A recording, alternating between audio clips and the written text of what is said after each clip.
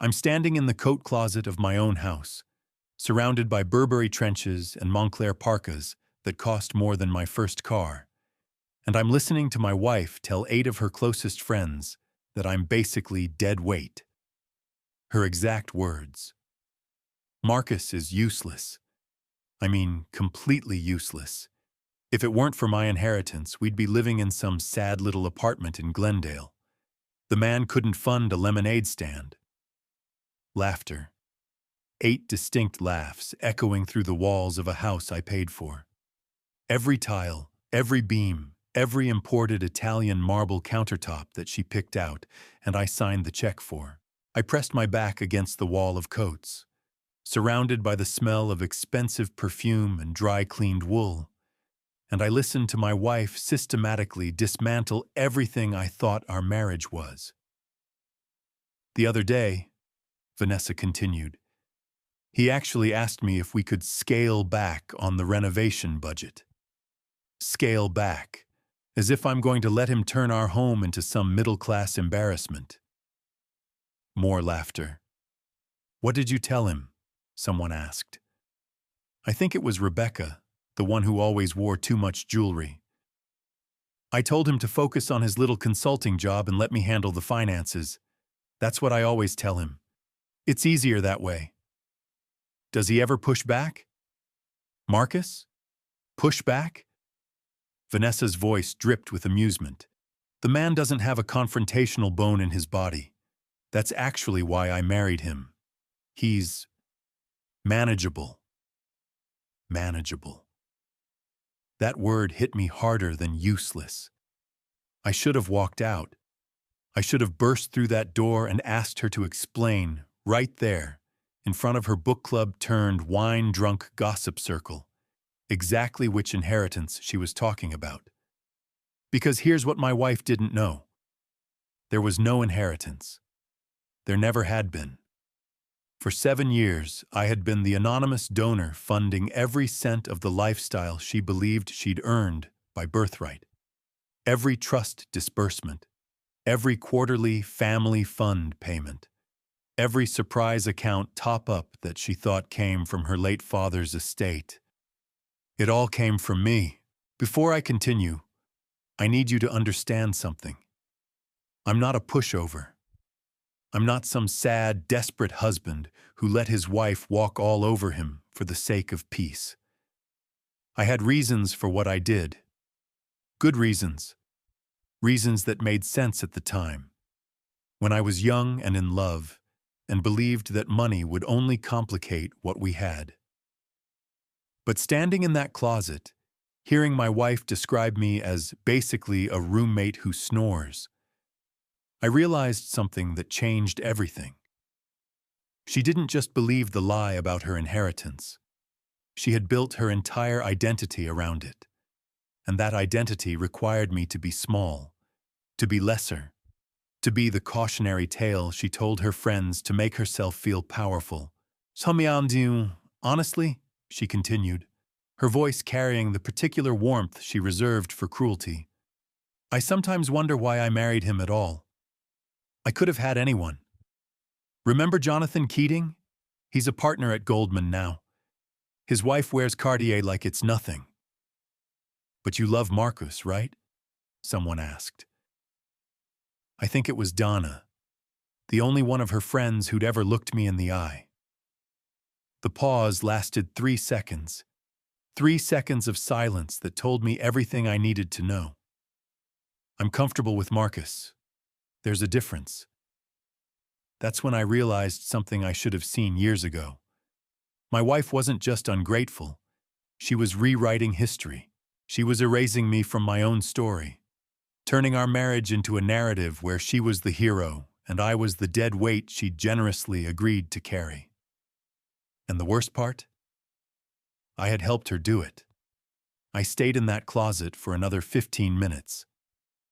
I heard them discuss whose husband was punching above his weight. I heard them rank the men in their social circle by usefulness. I heard Vanessa describe our honeymoon as charming but provincial, and our wedding as intimate by necessity. Every memory I cherished, she had reframed as evidence of my inadequacy. I stepped out of that closet 20 minutes later, after they'd moved on to discussing someone's daughter's nose job. I walked through my own kitchen. White oak cabinets, wolf range, sub-zero refrigerator, and every surface felt like evidence of a crime I'd committed against myself. My wife spotted me from the living room. "Marcus, I didn't know you were home." Her voice changed completely. Warm, welcoming, the voice she used when she needed something. "Traffic was light," I said. "Well, you remember the girls. We're just having our little monthly thing." 8 faces turned to me. 8 polite smiles. 8 women who now knew, according to my wife, that I was the financial equivalent of a houseplant. "Ladies," I nodded, "don't let me interrupt." I walked upstairs to my office, closed the door, and sat in the dark for exactly 45 minutes. Then I opened my laptop and began pulling every receipt, every transfer, every document that proved what I already knew but had never before needed to prove. I had spent 7 years building a shadow empire of generosity. Now I was going to tear it all down. My name is Marcus Chen Whitmore. I'm 43 years old, and for the past 15 years, I've owned a commercial real estate analytics firm called Clarity Data Solutions. We're not flashy. We don't have a building with our name on it or a CEO who gives TED Talks about disruption. What we do is boring. We aggregate property data, run predictive models, and sell insights to institutional investors who need to know which strip malls will survive and which ones will be parking lots in 5 years. Our clients include 3 of the largest REITs in North America, 2 sovereign wealth funds, and a private equity firm whose name you'd recognize from CNBC. Last year, we did $47 million in revenue with a 32% profit margin. Not bad for a company run out of a modest office in Pasadena by a guy who drives a 7-year-old Lexus. That's the first thing you need to understand about me. I don't look wealthy because I've spent 15 years deliberately not looking wealthy. My clothes come from Nordstrom Rack. My watch is a Seiko my father gave me when I graduated from UCLA. My one visible indulgence is a boat I keep in Marina del Rey, but even that's a 20-year-old sailboat I bought from an estate sale and restored myself. To the outside world, I'm a moderately successful guy who works in business consulting and married a woman significantly out of his league. That perception was not an accident. Let me tell you about my father. Henry Chen immigrated from Taiwan in 1972 with $200 and a mechanical engineering degree that American companies didn't recognize. He spent his first decade in the country working in a factory, rebuilding his credentials at night school, and saving every penny he earned. By the time I was born, he'd started his own precision manufacturing company. Nothing glamorous. They made components for industrial machinery. But he built it from nothing, and by the time he retired, the company employed 300 people. He never looked wealthy either. Same Honda Accord for 15 years. Same modest house in Alhambra. Same brown bag lunch every day. Money talks, he used to tell me. Wealth whispers. He taught me that the moment people know you have money, they start treating you differently. Some want to take it. Some want to be close to it. But very few can see past it to who you actually are. When I started Clarity Data Solutions, I followed his example. I reinvested profits instead of taking distributions. I kept my lifestyle modest. I built relationships based on who I was, not what I had. And when I fell in love with Vanessa Hartwell, I wanted to know if she could love me, the real me, without knowing about the money. I met her at a charity gala in 2015. I was there because a client had bought a table and needed a warm body to fill the seat. She was there because her family's name was on the event program. Hartwell Charitable Foundation, established 1987. She was beautiful in a way that made people nervous. Auburn hair, green eyes that changed shade with the light, a smile that made you feel like you'd been admitted to an exclusive club just by being near her. We talked for 3 hours that night. She told me about her father, Richard Hartwell, a real estate developer who'd made his fortune building shopping centers in the 80s before socially conscious investing was a phrase anyone used. He died when I was 22, she said, her voice soft with practiced grief. Left me a trust fund, but it's not really about the money. It's about legacy, carrying on what he built. I told her about my company, downplaying the numbers, describing it as a small data firm that helps people make decisions. That sounds important, she said. It pays the bills. What I didn't tell her was that by 2015, Clarity Data Solutions was already pulling in $30 million annually. What I didn't tell her was that I'd just closed a deal with a Singaporean investment fund that would add another $8 million to our revenue stream. What I didn't tell her was that the modest consultant she was flirting with was, by any reasonable definition, quietly wealthy. I didn't tell her because I'd been burned before. My first serious girlfriend, back in my late 20s, had changed completely when she learned what I actually made. Her name was Christine, and she was a marketing coordinator at a firm that did business with mine.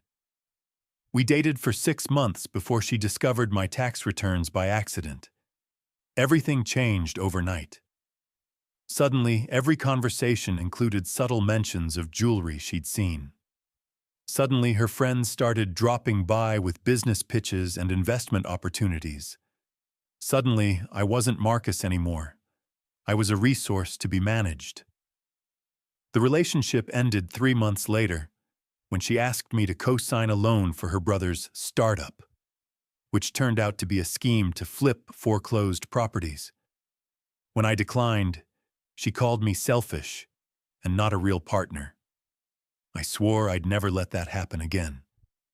So when Vanessa and I started dating, I kept up the fiction, the modest apartment, the practical car, the comfortable but not extravagant lifestyle of a man who was doing okay, but certainly wasn't rich.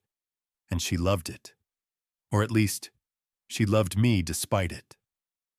I don't care about money, she said on our 3rd date. My family has money. What I want is someone real, someone genuine. I believed her. I believed her when we got engaged after 8 months. I believed her when she suggested a small wedding because big productions are so gauche. I believed her when she said she didn't need me to contribute to the household expenses because her trust fund covered more than enough. You focus on building your company, she said. I'll handle our life. Our wedding was beautiful. 30 guests at a vineyard in Paso Robles. Vanessa wore a simple silk dress that cost more than some people's cars, but she'd paid for it herself. Or so I thought. The first year of marriage was everything I'd hoped for. Vanessa was warm, attentive, interested in my work. She asked questions about my clients. She celebrated my wins and consoled me after my losses. She seemed genuinely proud to be married to a hard-working consultant who built something from nothing. I started to think I'd gotten lucky. I started to think I'd found someone who could love me for who I was, regardless of what I had. Then the anomalies started. The first one came 6 months into the marriage. We were at dinner with her friends, different friends, the pre-book club era, and someone asked about our honeymoon. We'd gone to Portugal, stayed in a small hotel in Sintra that I'd found on a travel blog. Nothing fancy, but romantic in the way that mattered. Portugal was lovely, Vanessa said, but next time I want to do it properly. Maybe rent a villa in Tuscany, something with staff. Staff? I said. Oh, Marcus, don't worry. I'll handle it. She patted my hand like I was a child who'd asked for too much ice cream. My trust has a travel allocation. Everyone smiled, understanding, sympathetic. The look on their faces said, "Poor Marcus. He's trying his best, but he's clearly not on her level." I smiled too, but something in my stomach shifted. Later that night, I asked her about the trust. "It's complicated," she said. "Daddy set it up years ago. There's a trustee who handles the distributions, and I just get quarterly payments. It's not like I can access the principal." "How much?" She looked at me like I'd asked her weight. "Marcus, that's not really your business, is it? I don't ask you what your company makes. I'd tell you if you asked." "Well, I'm not asking, and you shouldn't either. Money is such a vulgar topic." I let it go, but I didn't forget. The second anomaly came a year later. Vanessa wanted to buy a house. She'd found one in La Cañada, Flintridge, a neighborhood I knew well because I'd done property analysis on every zip code in Los Angeles. It was an affluent area, home to old money families and new tech millionaires who wanted good schools and safe streets. The house was listed at $3.2 million. It was beautiful. Spanish colonial revival, 4 bedrooms, a pool, a view of the mountains. The kind of house that made you feel like you'd arrived. "The trust can cover the down payment," she said. "Maybe $400,000. We'll just need a mortgage for the rest." "A mortgage in whose name?" "Both of ours, obviously. We're married." I ran the numbers. On the income I was publicly admitting to, we'd never qualify for a $2.8 million loan. The bank would laugh us out of the room. My modest consulting firm generated maybe $200,000 a year on paper, enough for a comfortable life, but not enough to service that kind of debt. "Vanessa, I don't think the math works." She looked at me with an expression I'd never seen before. Disappointment. Not in the situation. In me. "God, Marcus, do you have to be so practical?" "This is why I handle the finances. Just let me talk to my trustee." She talked to her trustee. 2 weeks later, she told me the trust would be able to cover $800,000 toward the house, with the remaining balance financed through a family lending arrangement. Family lending arrangement? It's complicated. The trust lends to itself or something like that. My trustee handles it. I didn't ask questions. We bought the house. What I didn't tell Vanessa, what she still doesn't know to this day, is that I ran a background check on her trust the week after we moved in. I had a contact at a research firm that specialized in due diligence for commercial real estate transactions.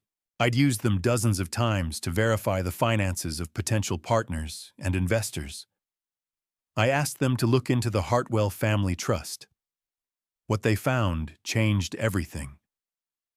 Richard Hartwell had died in 2009 with exactly $240,000 in assets and $180,000 in debt.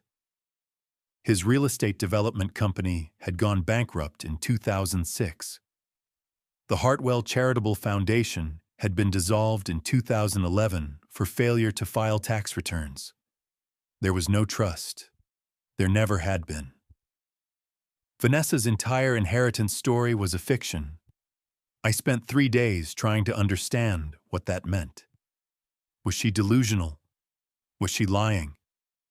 Was there some other explanation I wasn't seeing? I pulled public records, tax filings, corporate documents, probate court files from Richard Hartwell's estate.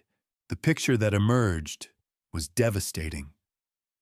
Richard Hartwell hadn't been a successful developer. He'd been a small-time operator who'd gotten lucky once in the 80s, ridden the wave for a few years, and then lost everything in the early 2000s market correction. By the time he died, he was living in a rented apartment in Glendale, surviving on Social Security and the occasional freelance consulting job. The Hartwell Charitable Foundation had been a legitimate entity at one point, but it had never had significant assets. It was mostly a vehicle for Richard to network with actual wealthy people, a way to get invited to galas and put his name on event programs. Vanessa had grown up in that world.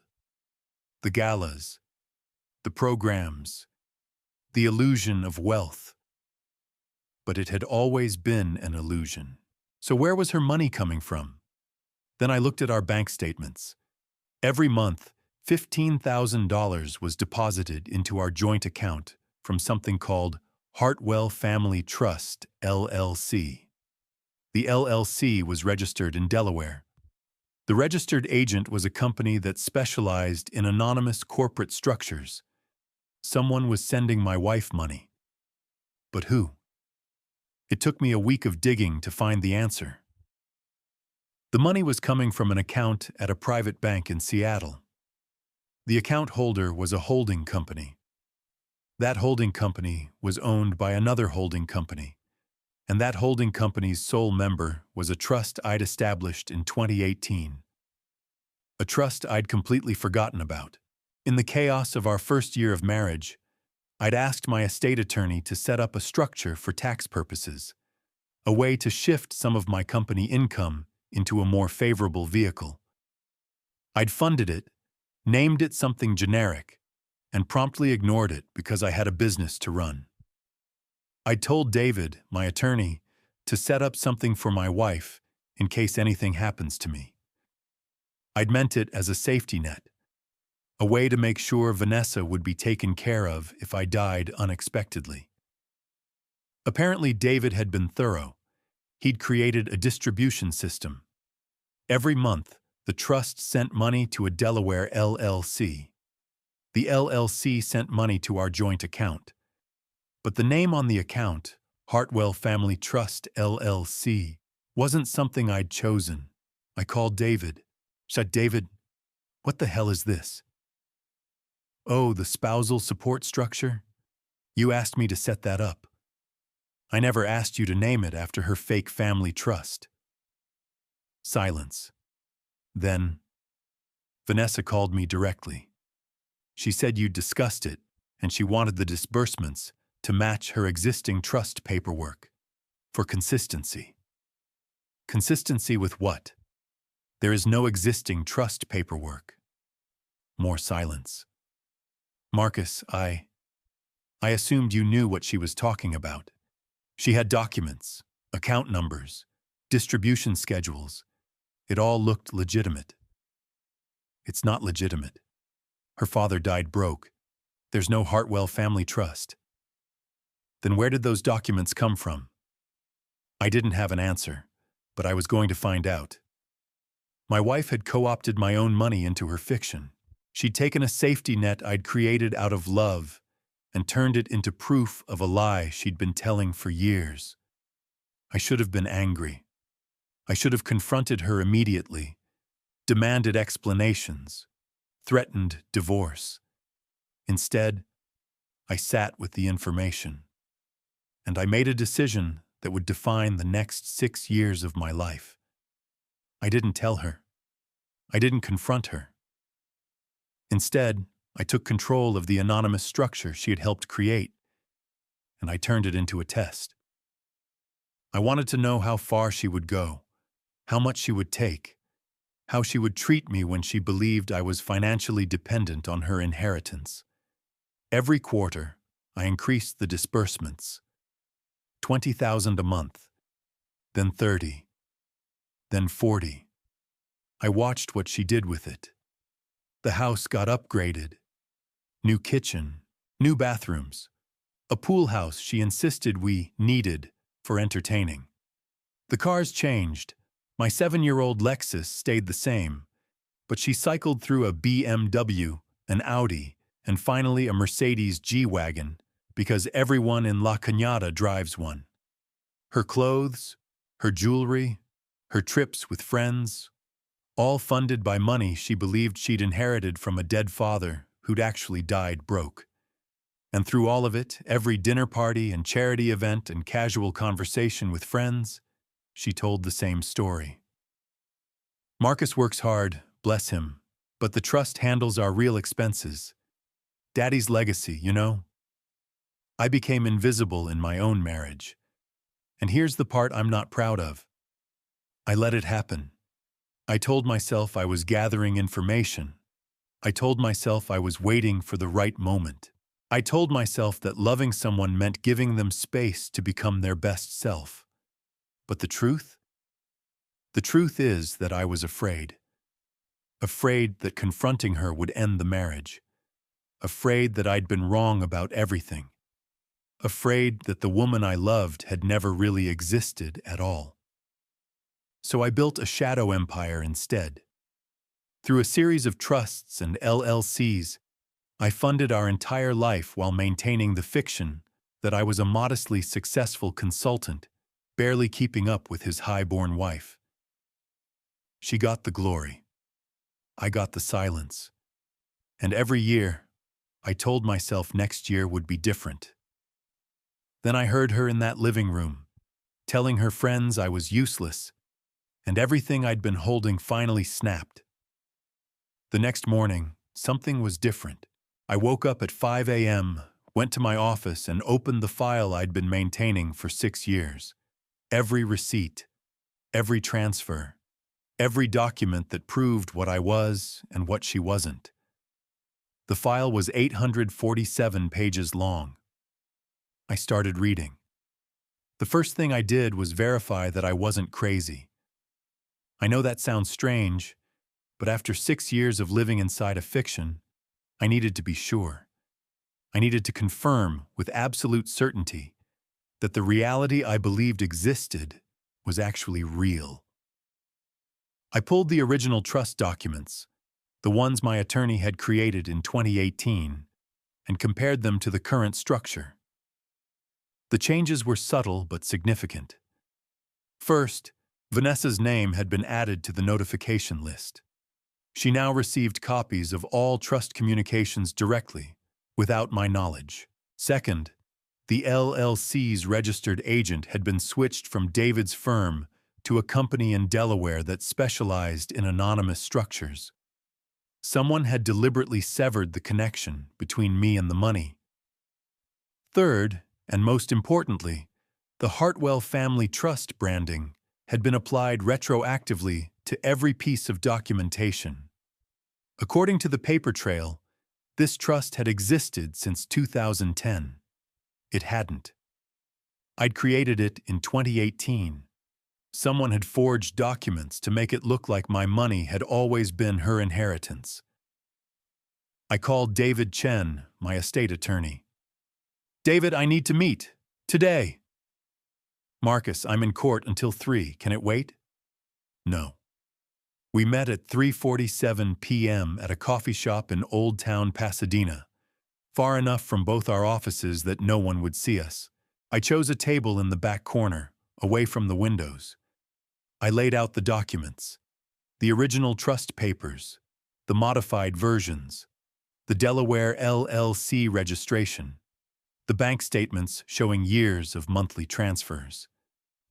David's face went pale as he reviewed each one. "I didn't authorize any of this," he said. "Your signature is on the modification documents." "That's not my signature. Marcus, look at it." He pointed to the scrawl at the bottom of a page. "I sign with a loop on the D. This is just a scribble." I looked. He was right. The signature was close enough to pass casual inspection, but under scrutiny, it was clearly different. "Then who?" David shook his head. "I need to look at my files. Someone accessed our system and pulled these templates. This is fraud, Marcus. Someone committed forgery using my letterhead." "My wife," I said. He didn't ask me to explain. He just sat back, exhaled slowly, and rubbed his temples like a man who'd just been given very bad news. "What do you want to do?" I thought about it for exactly 10 seconds. "I want to know everything.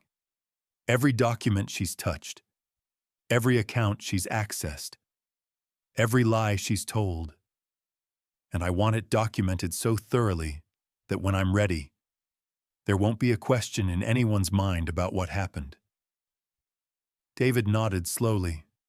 That's going to take time. I've got 6 years of patience left in me. Take as long as you need. He studied me. Why not just confront her now? You have enough to prove the fraud. Because she'll explain it away. She'll cry. She'll tell me she was confused about her father's estate. She'll make me feel guilty for doubting her. And then she'll be more careful, and I'll never get the full picture. You want to catch her in the act. I want to understand the entire operation. Then I want to dismantle it piece by piece. David was quiet for a moment. You've thought about this a lot. I've had 6 years to think.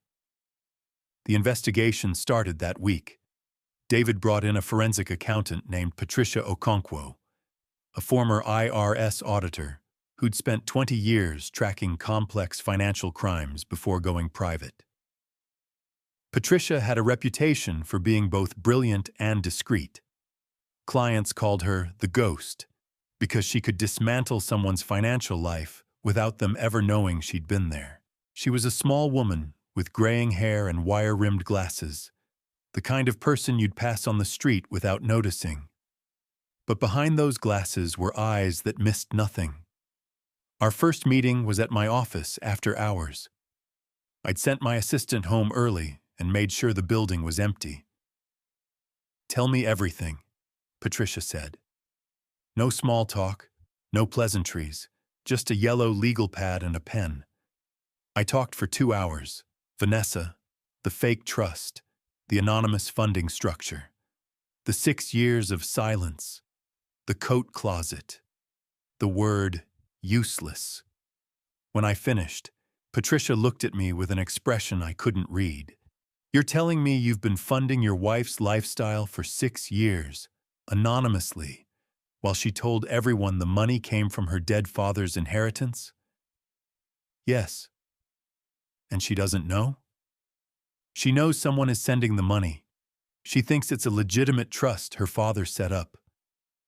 Patricia wrote something on her pad. Why? Why what? Why did you do it? Why not just tell her who you were from the beginning? I didn't have a good answer. Or rather, I had an answer that sounded good at the time but seemed foolish now. I loved her. I thought she loved me back. I didn't want money to change that. Did it? I thought about the coat closet, the laughter, the word useless. It changed something. Patricia spent the next 3 weeks building a complete financial picture of my marriage. She pulled bank records, credit card statements, property documents, and tax returns going back to 2015. She subpoenaed records from financial institutions. She traced money flows through multiple shell companies and holding structures. What she found made my stomach drop. Vanessa hadn't just passively accepted the money I'd been sending. She'd actively grown it. In 2019, she'd told me she was investing her trust income in a friend's boutique. She described it as a small investment, maybe $20,000, to help a college friend get started in business. What she'd actually done was open a separate brokerage account, in her name only, and moved $380,000 into it over the course of 18 months. The money had come from my anonymous trust, but the account was legally hers. She's been skimming, Patricia said, pointing to a spreadsheet that covered her entire desk. Every quarter, she pulls about 15% of the trust disbursement into this hidden account. She's been doing it for 4 years. How much total? As of last month, $1.2 million. I stared at the number. $1.2 million of my money, hidden in an account I'd never known existed. There's more. Patricia said. She pulled out another document. It was a loan application from 2021, submitted to a private lender in Beverly Hills. She applied for a personal line of credit, $300,000. She listed the Hartwell Family Trust as her primary asset, claimed it was worth $4 million, and used that to secure the loan. She took out a loan against my money? Against money she claimed was hers. The bank had no way of knowing the truth. They verified the account existed, saw the regular disbursements, and approved the loan. I closed my eyes. Where did the loan money go? About half went to credit card payments, high-end shopping, travel, the usual. Patricia flipped to another page. The other half went to a company called Hartwell Consulting, LLC. She's the sole owner. As far as I can tell, the company has never generated any revenue. It has no clients, no services, no products. But it has made several large consulting payments to individuals over the past 3 years. Who? Patricia handed me a list. I recognized 3 of the names. They were Vanessa's closest friends, the ones who'd been in my living room, laughing at what a failure I was. She's been paying her friends? Small amounts. 10,000 here, 15,000 there. The payments are structured to look like legitimate consulting fees, but there's no documentation of any actual work performed. My guess? It's hush money or loyalty money. Either way, these women know something, and she's been keeping them close. I didn't want to believe it, but the numbers didn't lie. My wife had built an entire shadow operation on top of my anonymous generosity. She'd taken my love, my money, my silence, and turned them into a machine that made her look powerful while making me look small. And everyone in her circle was in on it. That night, I sat alone in my office and made a list. Evidence needed. 1. Proof that Richard Hartwell died broke, estate records, probate documents. 2.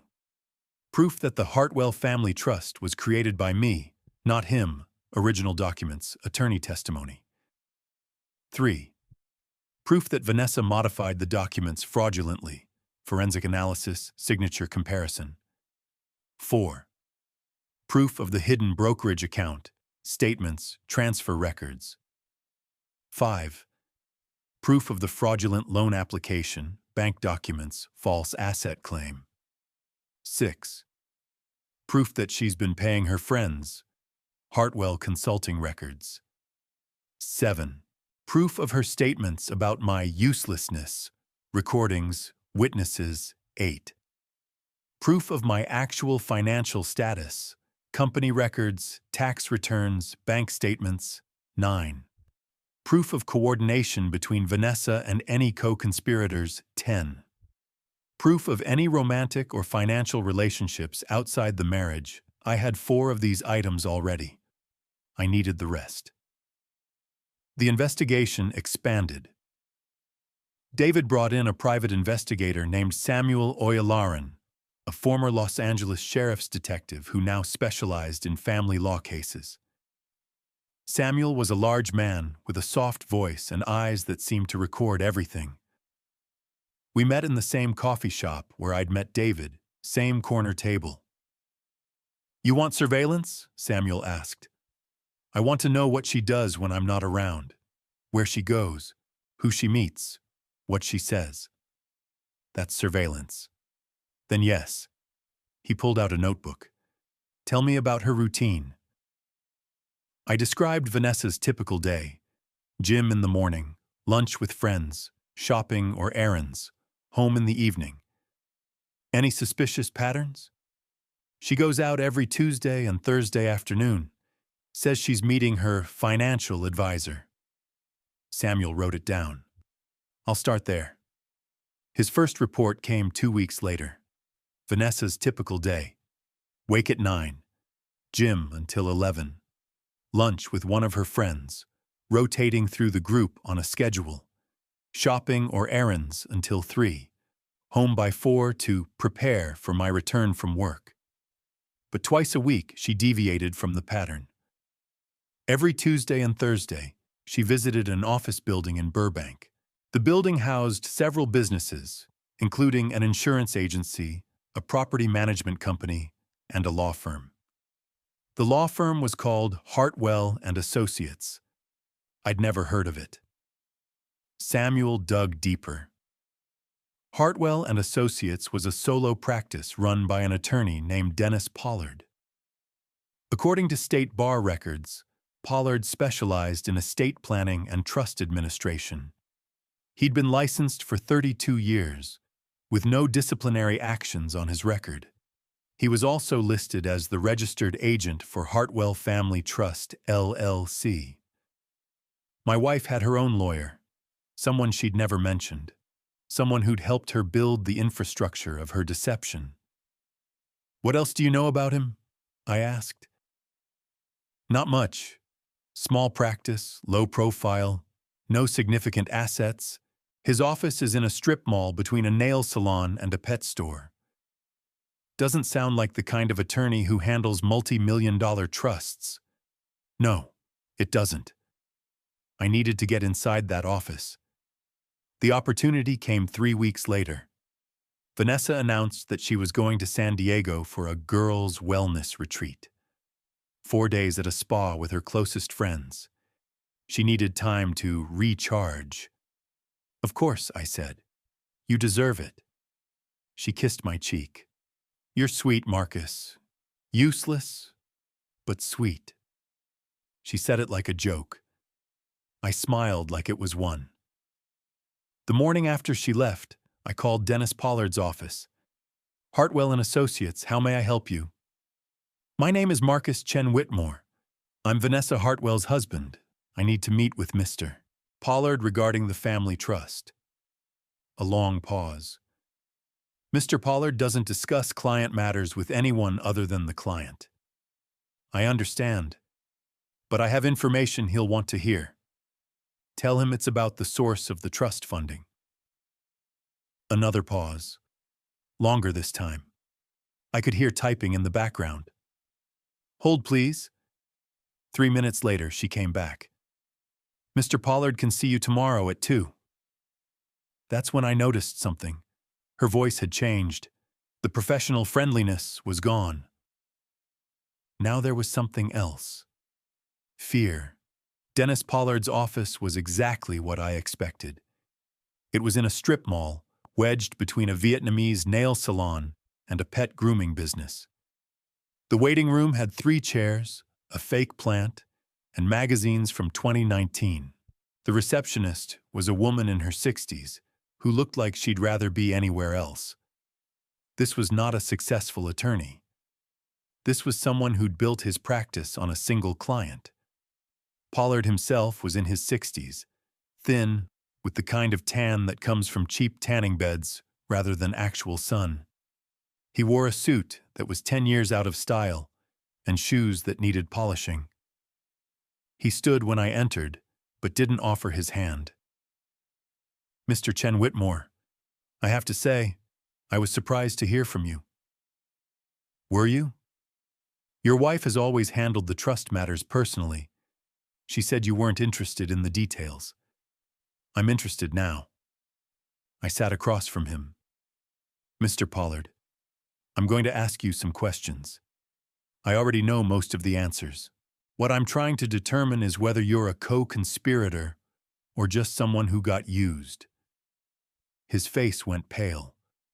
"I don't know what you're—" The Hartwell Family Trust was not created by Richard Hartwell.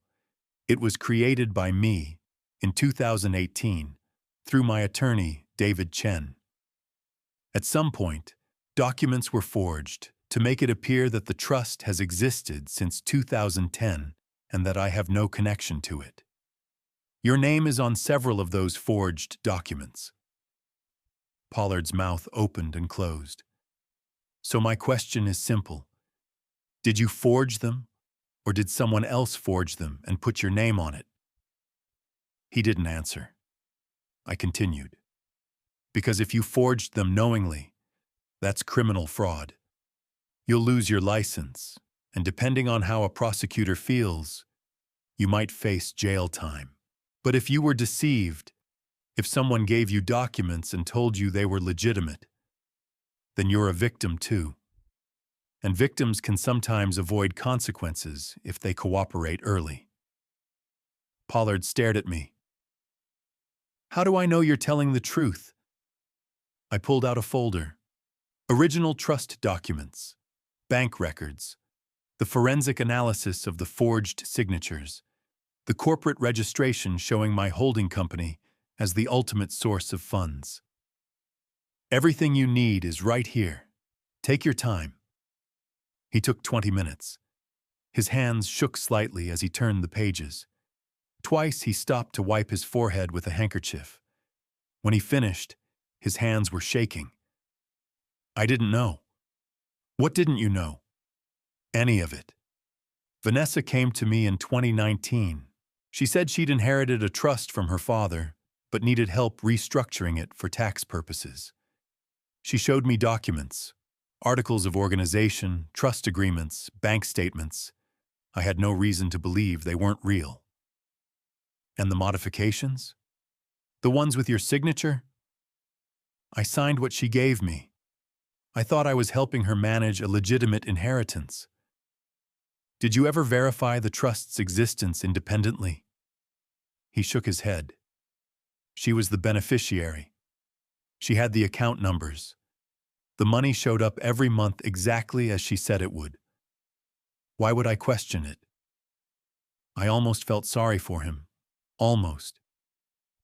Mr. Pollard, I need two things from you. First, I need copies of every document you have related to the Hartwell Family Trust. Every email, every letter, every napkin sketch. Second, I need a signed statement explaining what you just told me. Why would I do that? Because if you cooperate with me now, I'll keep your name out of whatever happens next. But if you warn her, if you give her any indication that I've been here, then I'll make sure everyone knows exactly what role you played. He thought about it for exactly 10 seconds. I'll have the documents to you by Friday. I stood. Good choice. On my way out, I stopped at the door. One more thing. In all your conversations with my wife, did she ever mention anything about my financial situation, my business, my income? Pollard laughed bitterly. She said you were a small-time consultant who could barely afford your car payment. She actually apologized for your, how did she put it, your limited contribution to the household. I smiled. Thank you, Mr. Pollard. That's very helpful. The documents arrived on Friday, as promised. 3 banker's boxes full of emails, letters, account statements, and meeting notes. Everything Vanessa had given Pollard over 4 years, preserved in perfect chronological order. I spent the weekend reading through them. What I found was a masterpiece of manipulation. Vanessa had created an entire fictional history for the Hartwell Family Trust. Fake formation documents dated to 2010. Fake letters from a fake trustee named William Hartwell, supposedly her uncle, though I knew for a fact she was an only child and had no uncles. Fake account statements showing decades of growth and investment returns. Every document was professionally formatted, notarized, and official-looking. Someone had put real work into this deception, and buried in the files was something else, something I hadn't expected. A letter dated March 2020 from Vanessa to Pollard. Dennis, attached is the updated beneficiary form. Please file it immediately. If anything happens to me, the trust assets should transfer to Jonathan, as we discussed. Marcus knows nothing about any of this, and it needs to stay that way. Jonathan. Who was Jonathan? I added them to my evidence file. Then I heard the sentence that changed everything. It came from Samuel, my private investigator. He'd been monitoring Vanessa's wellness retreat and had discovered something unexpected. She's not at a spa. Where is she? A hotel in San Diego, the Pendry. But she's not alone. My chest tightened. Who? A man. Late 40s, good suit, corporate haircut. They've been together the entire trip. Dinners, breakfasts, afternoon walks along the waterfront. I got photos of them entering the same hotel room. I didn't speak. Marcus? You okay? I'm fine. Send me the photos. I looked at them that night. Vanessa and a man I didn't recognize, laughing at a restaurant table, walking along the harbor, his hand on her lower back as they entered the hotel elevator. In one photo, they were kissing. I should have felt devastated. I should have thrown something, screamed, called her immediately, and demanded answers. Instead, I felt something else. Clarity. This wasn't just financial manipulation anymore. This was a complete betrayal. And now I knew exactly how I was going to respond. I needed to identify the man. Samuel ran his license plate. He'd driven to San Diego in a black Porsche Cayenne and came back with a name. Jonathan Keating, partner at Goldman Sachs. The same Jonathan Keating that Vanessa had mentioned to her friends during book club. The one whose wife wears Cartier like it's nothing. Except apparently, Jonathan's interest in Cartier was secondary to his interest in my wife. I ran a background check. Jonathan Keating was married, 2 children, home in Pacific Palisades worth $4.6 million. He'd been at Goldman for 18 years, most recently handling high-net-worth client relationships, including, according to his firm's website, sophisticated estate and trust planning services. The pieces started to connect. Vanessa had created a fake trust. She'd used forged documents to make it look legitimate, and she'd funded her lifestyle with money that came from me, but appeared to come from her dead father's non-existent estate. But who had helped her design the scheme? Who had the expertise to create the shell companies, set up the anonymous distributions, and forge the documentation convincingly enough to fool a licensed attorney? Someone who did sophisticated estate and trust planning. Someone like Jonathan Keating. I stayed calm. I needed proof. Patricia, my forensic accountant, pulled Keating's financial records. It wasn't easy. Goldman partners are notoriously private. But she had contacts at the firms that processed high-net-worth tax returns. It took weeks of careful requests and creative information gathering. What she found made my stomach drop. In 2018, around the same time my attorney was setting up my anonymous trust structure, Jonathan Keating had made a series of consulting payments to a company called Hartwell Strategic Advisors. The company was owned by Vanessa. Over 4 years, Keating had paid her a total of $340,000. For what? Patricia had a theory. He was paying her to be available. Look at the timing. The payments started 3 months after she married you and continued every quarter since. So it's not consulting fees. It's a retainer. He's been keeping her on call for years. But why? He's already wealthy. What does he get out of it? Patricia pulled up another document. This is his divorce filing from 2019. He got divorced? Filed for divorce. It was withdrawn 3 weeks later. His wife apparently changed her mind. What does that have to do with Vanessa? Look at the timing. He filed for divorce in February 2019. In March 2019, his wife received a gift of $50,000 from an anonymous donor. In April 2019, the divorce filing was withdrawn. Someone paid his wife to stay married to him? Someone gave his wife enough money to make staying attractive. Meanwhile, Jonathan gets to maintain his respectable family image while keeping your wife on the side. I sat back in my chair. This isn't just an affair. No, this is a business arrangement. He funds her lifestyle. She provides companionship. And everyone involved profits except you. And his wife. And his wife. I thought about all the times Vanessa had mentioned Jonathan Keating, the way she said his name, the admiration in her voice. She'd been telling me about her lover right to my face, and I'd been too blind to see it. The evidence was piling up, but I still didn't have everything I needed.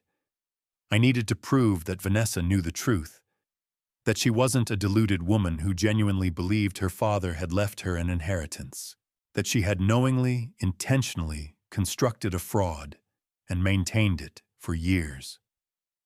That meant I needed to catch her admitting it. I called Samuel.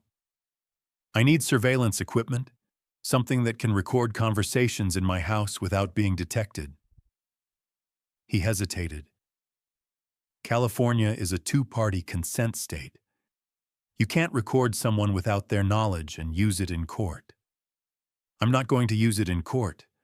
I just need to know what she says when I'm not around. Marcus, be careful. If this goes wrong, I know the risks. He delivered the equipment that weekend.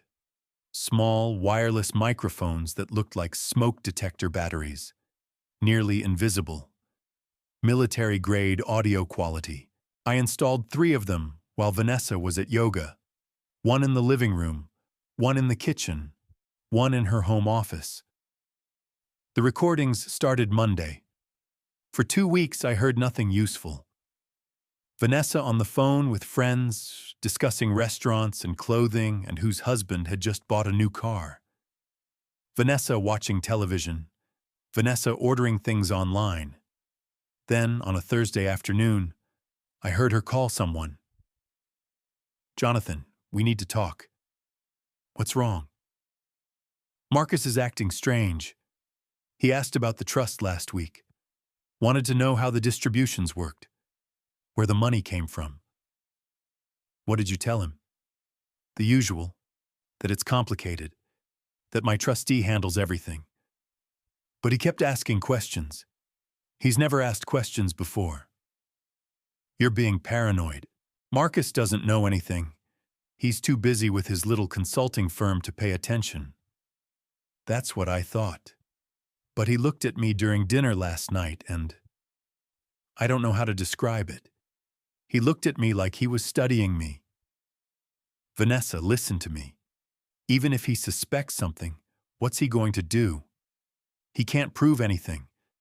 The documents are solid. Pollard has everything on file, and Marcus doesn't have the money to hire anyone who could unravel this. You're sure? I designed this specifically to be untraceable. The only way anyone finds out is if you tell them. I'm not going to tell anyone. Then stop worrying. Enjoy your life, that's the whole point. I know. Sometimes I feel guilty. Guilty about what? About Marcus. He's not a bad person. He's just useless. Laughter. Yeah, useless. But convenient. Very convenient. The perfect cover. Everyone thinks I married down, which makes them feel sorry for me. And no one suspects that the money is coming from anywhere except Daddy's legacy. See? You've got it all figured out. Stop worrying. I'll see you next week. Where? The usual place. I'll text you. Okay. I love you. I know. The line went dead. I sat in my car, parked in my own driveway, and listened to the recording 3 more times. My wife loved another man. She'd been using me as cover for years, and they both thought I was too poor and too stupid to ever figure it out. They thought I was finished. I wasn't. The trap came together over the next 6 weeks. I worked with David, Patricia, and Samuel to construct something comprehensive. Not just evidence of what Vanessa had done, but a complete framework that would ensure she couldn't escape the consequences. Step 1. Secure my own assets. I restructured my business holdings, moving them into trusts that Vanessa couldn't touch even if she tried. I updated my will to exclude her entirely. I liquidated our joint brokerage accounts, telling Vanessa I was repositioning investments for tax purposes, and moved the funds into new accounts in my name only. She didn't notice. She never paid attention to anything with my name on it. Step 2. Document everything. Patricia compiled a complete financial timeline, showing exactly where every dollar had come from and where it had gone. David prepared a legal brief outlining the fraud, the forgery, and the conspiracy. Samuel provided surveillance logs, photographs, and recordings. Together, we had over 1,200 pages of evidence. Step 3. Identify the witnesses. This was the hardest part. Vanessa's friends were loyal to her, or at least loyal to the money she'd been paying them. I needed someone who would tell the truth. The answer came from an unexpected source. Dana Carmichael, the only one of Vanessa's friends who'd ever looked me in the eye, called me one afternoon. "Marcus, can we meet? I need to tell you something." We met at a coffee shop in Glendale, far from our usual circles. Dana was already there when I arrived, sitting in a corner booth with her back to the wall. She looked nervous. She kept glancing at the door like she expected someone to walk in. "I don't know how to say this," she started, her voice barely above a whisper. "But I've been watching you, and I think you already know something is wrong." "What do you mean?" "Vanessa. The trust. All of it." She took a breath. "It's not real, Marcus. None of it is real." "How do you know?" "Because I've known Vanessa since college. I met her father. He wasn't a successful developer. He was a car salesman who drank too much and died in debt. The whole Hartwell legacy thing. She invented it after she met you." "Why are you telling me this?" Donna's eyes filled with tears. "Because she's been using me. Us. All of us. She pays us to keep quiet, to back up her stories, to make you think she's something she's not. And I can't do it anymore." She pulled out a folder. "I kept copies of everything. The payments, the emails, the texts where she tells us exactly what to say at parties." I looked at the documents. Text messages between Vanessa and her friends, coordinating lies. "If anyone asks about the trust, just say your financial advisor recommended something similar. Remember, Marcus doesn't know anything about Jonathan. If his name comes up, change the subject. I need everyone to mention how hard-working Marcus is at the gala next week. The more pathetic he looks, the better it makes me look." Payment records showing thousands of dollars changing hands. A detailed script of what to say if anyone asked about the Hartwell family. This was the final piece. Not just evidence of fraud, but evidence of conspiracy. Premeditated, deliberate, ongoing deception involving multiple people. I looked at Donna. "Why now? Why tell me after all these years?" "Because 2 months ago, I asked Vanessa for help. My daughter needed surgery, and insurance wouldn't cover it. I asked her to lend me $20,000 from the trust. What did she say?" She laughed. She said, "Dana, if I gave money to every friend with a sad story, there wouldn't be any left for me." And then she bought a $40,000 necklace the next week, posted it on Instagram, tagged me in the photo. Dana's voice cracked. "She's not a real friend, Marcus. She's never been a real friend to anyone. She just uses people until they're not useful anymore. And I realized I'd rather lose everything than spend another day pretending she's something she's not." I reached across the table and squeezed her hand. "Thank you for telling me. And I'm sorry about your daughter. She's okay now. My mother sold her house to pay for the surgery. Dana wiped her eyes.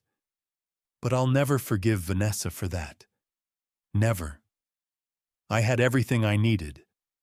Now I just needed the right moment. The moment came 3 weeks later.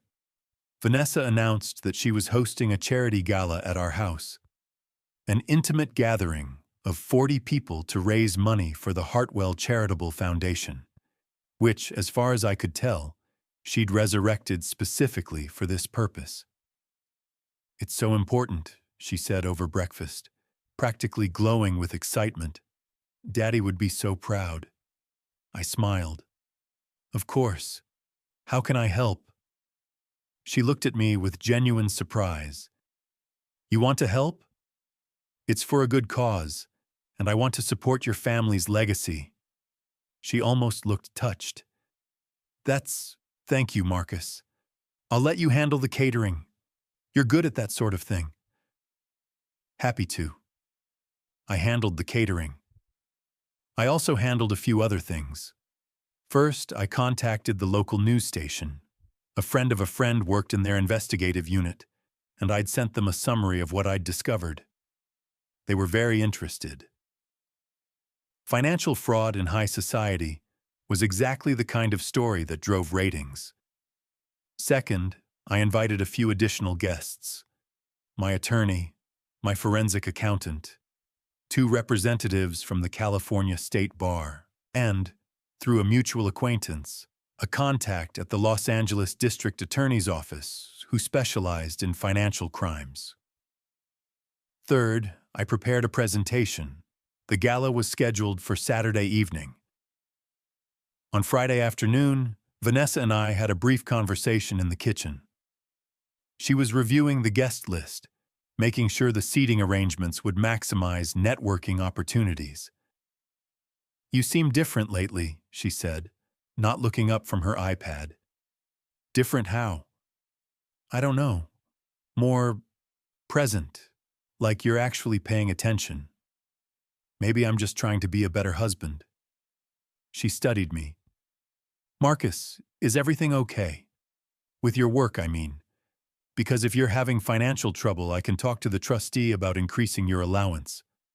"My allowance?" I smiled. "Everything's fine, Vanessa. Better than fine, actually. I think things are about to get a lot clearer." She didn't know what I meant. She would. The gala started at 7. Vanessa had transformed our house into something from a magazine. Flowers everywhere. White roses, hydrangeas, arrangements that probably cost more than most people's monthly rent. Hired staff in white jackets circulating with trays of champagne and canapes. A string quartet playing softly in the corner. She'd rented furniture. Actual furniture. Because our existing furniture, which I had paid for, wasn't elegant enough for the event. Guests arrived in waves. Vanessa's friends, all wearing their most impressive jewelry. Local business owners looking to network. A few minor celebrities who'd been promised good publicity and tax-deductible donation receipts. And scattered throughout the crowd, my witnesses. David standing by the bar, nursing a glass of sparkling water. Patricia chatting with a cluster of guests near the fireplace, looking for all the world like a wealthy donor rather than a forensic accountant. Samuel positioned near the entrance, watching everyone who came in. The news crew setting up what they thought was a lifestyle segment about charitable giving in Los Angeles. Vanessa worked the room like a professional. "The Hartwell Foundation has been in my family for generations," I heard her say to a real estate developer I recognized from my own client list. "My father believed in giving back to the community. It was his passion." "And what does the foundation support?" the developer asked. "Youth education, primarily. But we're expanding into housing assistance. There's so much need." The foundation, as far as I could tell, hadn't donated $1 to anything except Vanessa's jewelry collection. But tonight wasn't about the foundation. Tonight was about truth. At 8:30, Vanessa gathered everyone in the living room for a toast. She stood at the front of the room, champagne glass raised, looking every inch the philanthropic heiress she'd always claimed to be.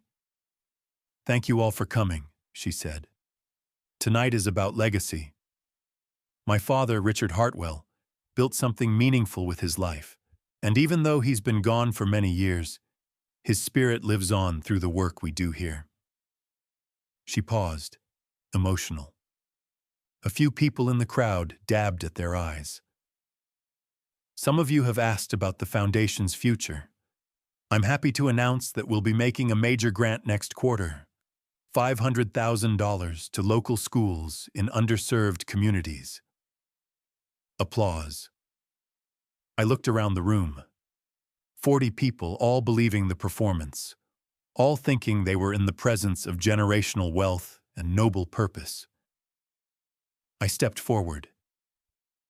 "Before we continue, I'd like to say a few words." Vanessa looked at me with surprise. I never spoke at her events. That was our unspoken agreement. She took the spotlight. I stayed in the shadows. "Of course, Marcus. Go ahead." I turned to face the crowd. "Most of you know me as Vanessa's husband, the quiet one who handles catering and stays out of the way. What you probably don't know is what I do for a living." I paused. "I run a company called Clarity Data Solutions. We provide analytics to institutional real estate investors. Last year, we did $47 million in revenue." Silence. Vanessa's smile froze. "I mention this because there's been some confusion about where the Hartwell family wealth comes from. Some of you believe it comes from a trust established by Richard Hartwell, Vanessa's father. I'm here to tell you that's not true." The room was completely still. You could hear the string quartet shifting uncomfortably in the corner. Richard Hartwell died in 2009 with no assets. His business had failed 3 years earlier. There was no trust. There was no family wealth. There was no Hartwell Foundation. Not until Vanessa resurrected the name a few months ago. I pulled out a folder. What there was, and what has funded this family's lifestyle for the past 7 years, is me. Through a series of anonymous trusts and holding companies, I have been the sole source of the inheritance that Vanessa has been telling you about. Every dollar that flows into this household comes from my business. Every purchase, every trip, every piece of jewelry she's wearing right now. Vanessa stepped forward. "Marcus, what are you—" "I'm not finished." She stopped. "For 7 years, I kept this secret because I loved my wife and didn't want money to complicate our relationship. What I didn't know was that during that time, Vanessa was actively conspiring to steal from me. I held up document after document.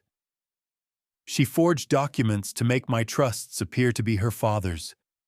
She hired an attorney to legitimize the fraud. She opened hidden accounts to siphon off hundreds of thousands of dollars. And she paid her friends, some of whom are in this room, to maintain the deception." I pointed to the camera crew. "Those aren't lifestyle journalists. They're from the Channel 7 investigative unit. They have copies of everything I just described." Vanessa's face went white. Also present tonight, representatives from the California State Bar, who are very interested in an attorney named Dennis Pollard, who helped facilitate this fraud, and a contact from the district attorney's office, who is reviewing whether to file criminal charges for forgery, fraud, and conspiracy. I turned back to my wife. "You told your friends I was useless. You told them I was dead weight. You said the only reason we had anything was because of your family's money." I stepped closer. Every word of that was a lie, and now everyone knows it. The room exploded. People started talking over each other. Vanessa's friends backed away from her like she was contagious. The news crew started filming everything. Someone dropped a champagne glass, and it shattered on the floor. Vanessa grabbed my arm. "Marcus, please, we can talk about this. I can explain." "There's nothing to explain. The documents speak for themselves." I pulled my arm free. "You'll be hearing from my divorce attorney on Monday.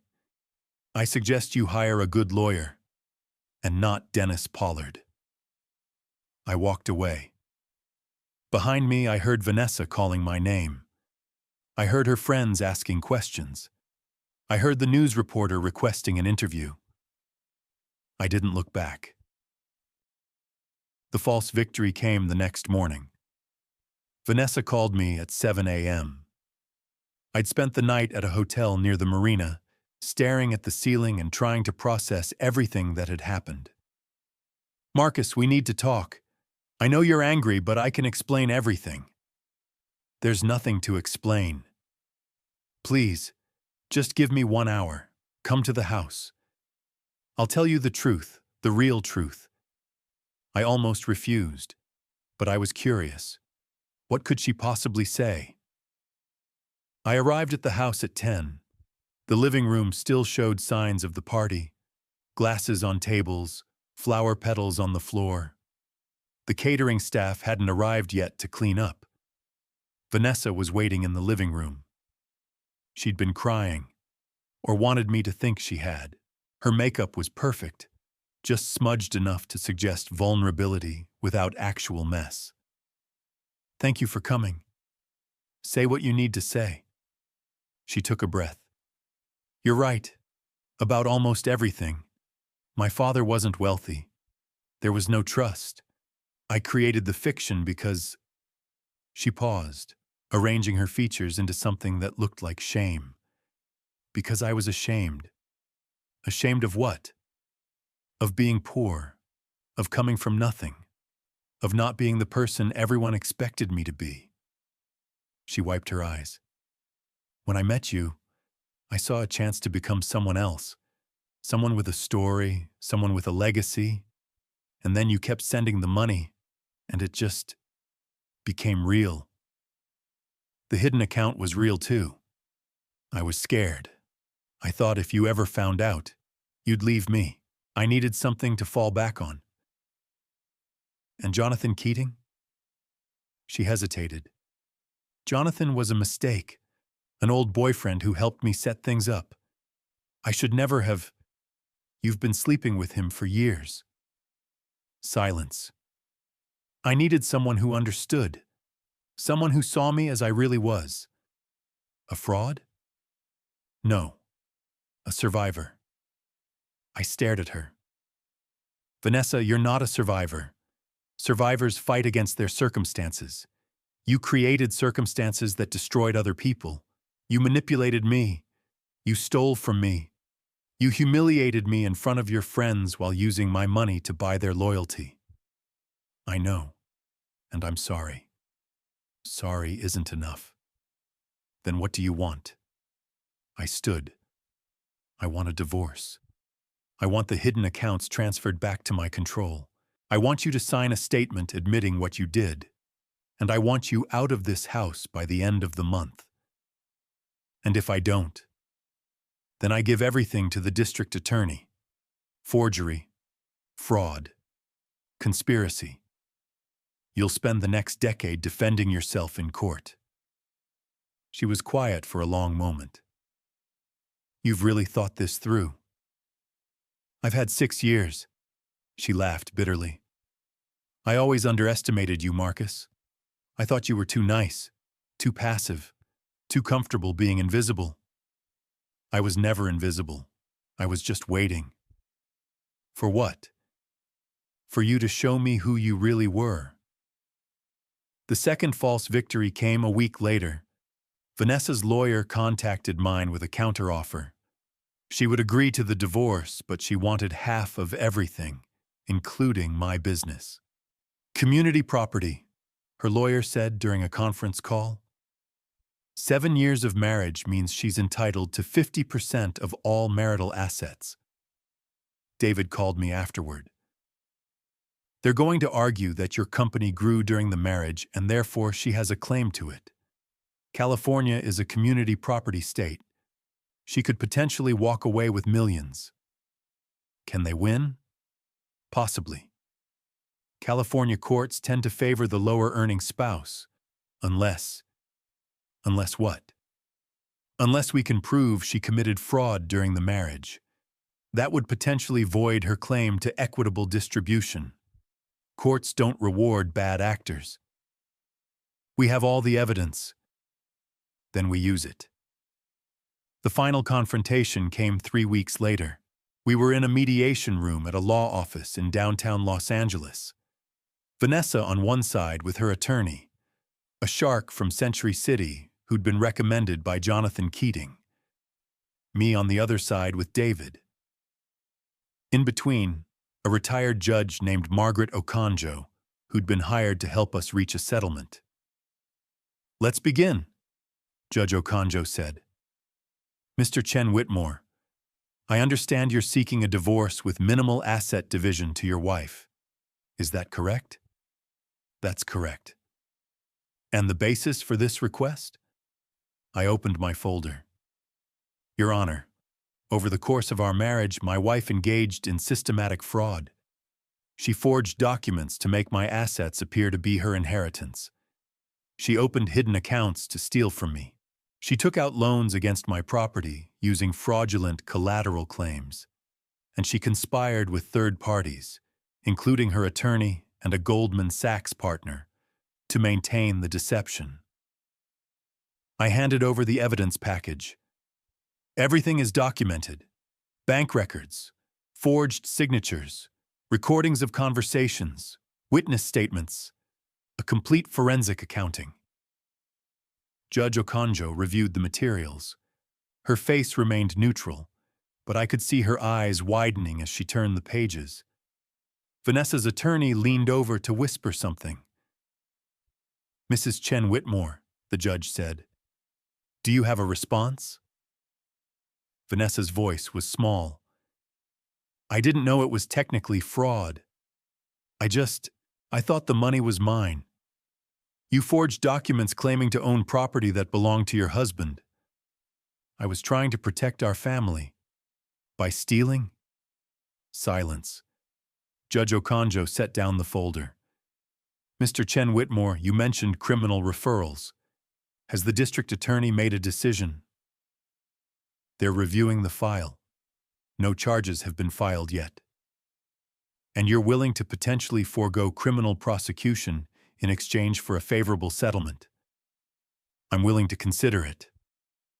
The judge turned to Vanessa. "Mrs. Chen Whitmore, I've reviewed 30 years of divorce cases. I've seen spouses lie about assets, hide income, and destroy evidence. But I've rarely seen anything as comprehensive as this." She held up my evidence package. "You didn't just deceive your husband. You built an entire infrastructure of deception.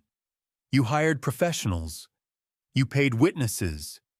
You created fake companies and forged legal documents. This isn't a misunderstanding. This is organized fraud." Vanessa started to cry. "I'm sorry. I'm so sorry. I never meant—" "Mrs. Chen Whitmore, your remorse is noted, but it doesn't change the legal reality." The judge turned to both attorneys. "Here's what I suggest.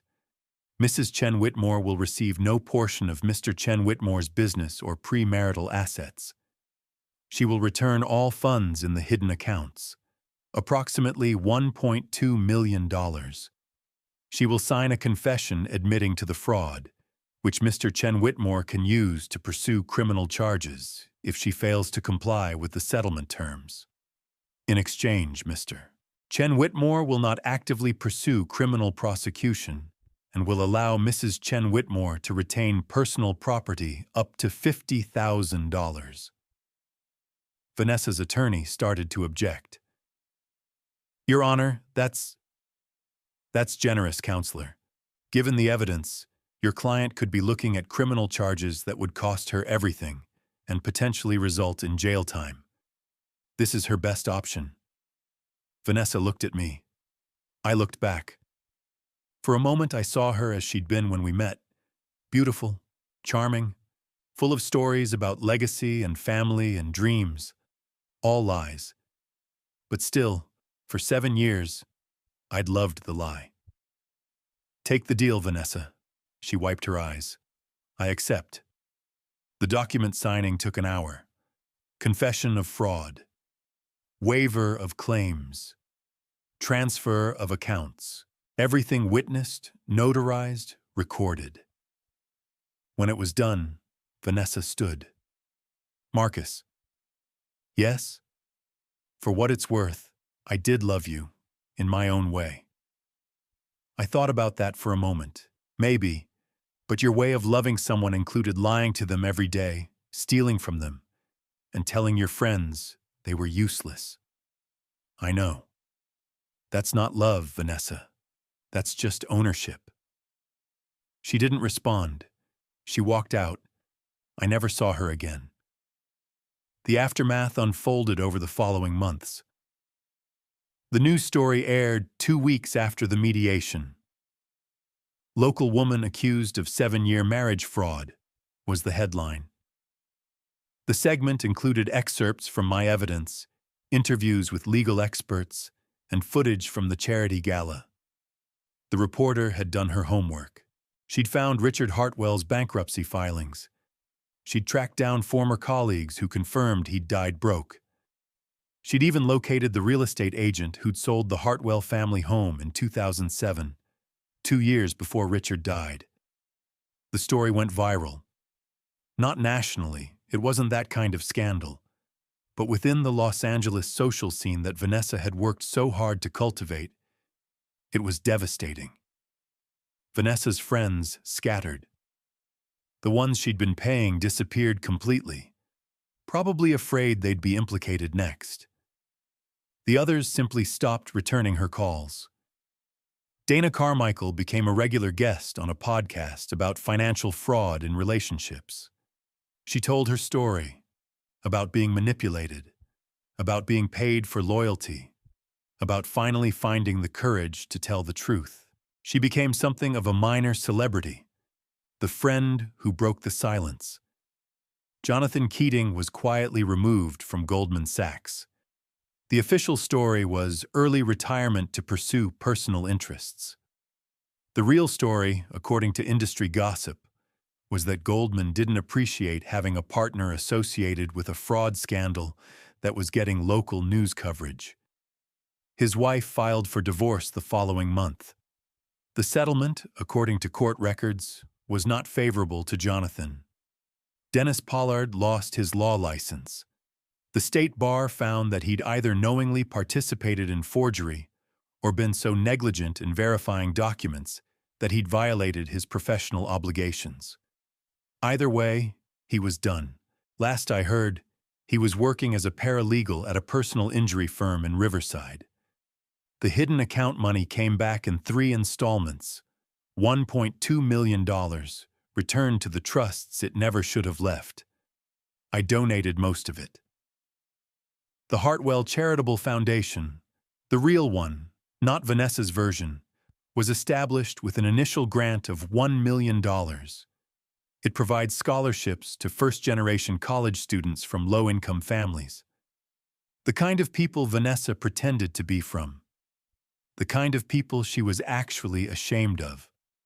6 months after the divorce was finalized, I sold the house in La Cañada, Flintridge. I didn't need the space. I didn't need the memories. I didn't need the Italian marble countertops that Vanessa had insisted on, and I had quietly paid for. I bought a smaller place near the marina, 2 bedrooms, a view of the boats, room enough for me and whatever came next. The first night in the new house, I sat on the deck and watched the sun set over the Pacific. I thought about what I'd learned. Not about fraud or forgery or the legal mechanics of divorce. About trust. About love. About the difference between generosity and self-erasure. For 7 years, I'd funded my wife's lifestyle anonymously because I didn't want money to change who we were. What I didn't understand was that who we were was already determined by how we treated each other, and Vanessa had treated me like an accessory, a background character in her own story, a prop she could use when convenient and dismiss when not. The tragedy wasn't that she'd stolen from me. The tragedy was that I'd let her. I could have confronted her when I first discovered the fraud. I could have demanded honesty, set boundaries, required her to see me as a partner instead of a resource. Instead, I chose silence. I chose patience. I chose to believe that love would eventually overcome deception. It didn't. It never does. Love requires truth, not performance, not narrative, not the careful management of someone else's perceptions. Truth. The woman I married wasn't capable of truth. Maybe she'd never learned how. Maybe she'd been lying so long she didn't know the difference anymore. But I had learned, and now I was free. 2 years later, I met someone. Her name was Grace. She was a marine biologist, studying whale migration patterns off the coast of Baja California. We met at a harbor restaurant where I was eating alone, and she was waiting for a boat.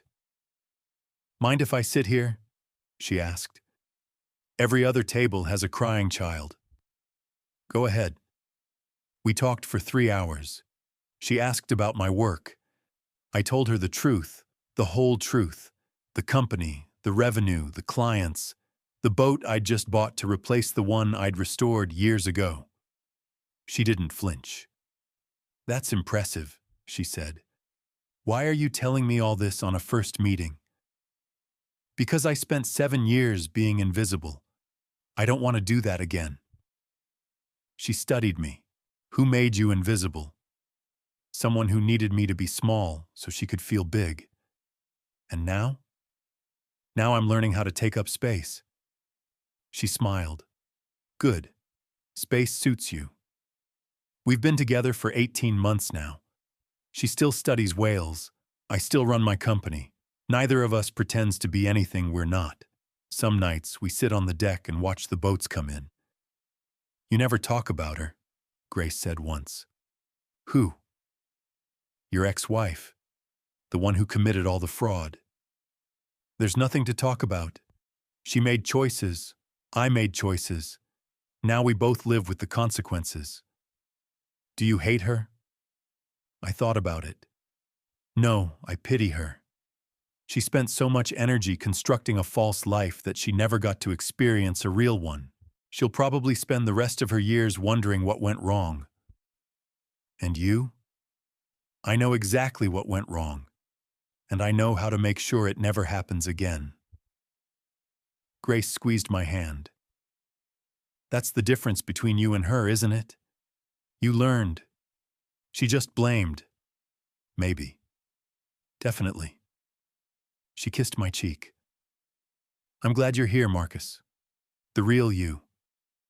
So am I. If you're watching this, there's probably a reason. Maybe you're in a relationship where you feel invisible. Maybe someone's spending your money while telling everyone it's theirs. Maybe you've been called useless by someone who couldn't function without you. I don't know your story, but I know this. The truth always comes out. Not because the universe is fair, it isn't, but because lies require maintenance. They require effort. They require the constant cooperation of everyone involved.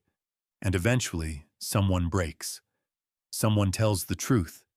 Someone decides they're tired of being invisible. When that happens, everything changes. For 6 years, I thought being generous meant erasing myself. I thought loving someone meant letting them take credit for everything I'd built. I thought peace was more important than honesty. I was wrong. Real generosity requires acknowledgement. Real love requires honesty. Real peace requires both people to show up as themselves. If someone needs you to be small so they can feel big, that's not a relationship. That's just another form of theft. And you deserve better. So here's my question for you. Who in your life is taking credit for what you've built? Who tells stories that make you smaller? Who would be lost without your support, but treats you like you're disposable? You don't have to confront them today. You don't have to burn everything down. But start gathering evidence. Start documenting the truth. Start understanding exactly what you bring to the table. Because one day, you might need to prove it. And when that day comes, you'll be ready. I was. Thanks for listening. If this story meant something to you, leave a comment. Tell me what you would have done differently. Tell me if you've been through something similar, and if you want more stories like this. Stories about truth and consequences, and what happens when invisible people decide to be seen. Subscribe. There's more coming. Much more. I stayed quiet for 7 years. I'm done being quiet. 18 months later, the letter arrived on a Tuesday. No return address. Postmarked from Phoenix, Arizona. Plain white envelope, my name written in handwriting I recognized immediately. I sat on my deck, watching the boats, and opened it. Marcus, I've spent the past year trying to understand what happened to us. To me. To the life I thought I was building. I know you won't believe this, but I didn't set out to hurt you. I set out to survive. When I was growing up, we had nothing. Not nothing like we couldn't afford vacations. Nothing. Nothing like sometimes we didn't eat. Nothing. My father drank away what little money we had. My mother worked 3 jobs and still couldn't keep the lights on. By the time I was 16, I'd learned that the only way to have anything was to take it. I'm not telling you this to make excuses. I'm telling you because I finally understand where it came from. This need to be someone else. This compulsion to build a life out of stories instead of truth. When I met you, I saw an opportunity. Not just for money, for security. For a chance to be someone other than the poor kid from the broken home who never had enough. I convinced myself that what I was doing wasn't wrong, that I deserved it, that you wouldn't miss it anyway, since you never seemed to care about money. I was wrong. What I took wasn't just money. It was your trust, your identity, your right to be seen for who you actually were. I turned you into a prop in my story, and I told myself it was harmless because you didn't seem to mind. But you did mind. You were just too kind to say so.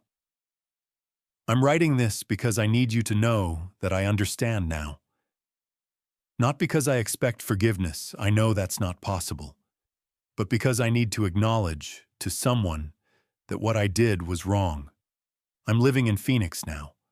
Small apartment, job at a real estate office. The irony isn't lost on me. I'm trying to build something real for the first time in my life. Some days I think I'm making progress. Other days I realize how far I have to go. I hope you found what you were looking for. I hope someone sees you now. I read the letter 3 times. Then I put it in a drawer with all the other evidence. Not because I was planning to use it, because I wanted to remember.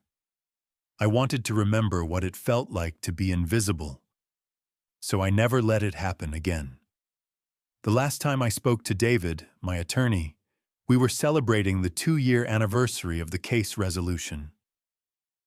We met at a steakhouse in Pasadena, the kind of place where deals get made and secrets get kept. He'd ordered expensive whiskey. I was drinking sparkling water. You know, David said, swirling his glass, I've handled a lot of divorce cases, financial betrayals, hidden assets, affairs, but I've never seen anyone play it the way you did. What do you mean? Most people, when they discover their spouse is stealing from them, they explode. They confront. They make accusations. Half the time, they tip off their spouse before we can gather evidence, and everything gets destroyed or hidden. I considered that approach. But you didn't take it. You waited. You gathered evidence. You let her think she was winning until the moment you revealed everything. Patience. More than patience. He studied me.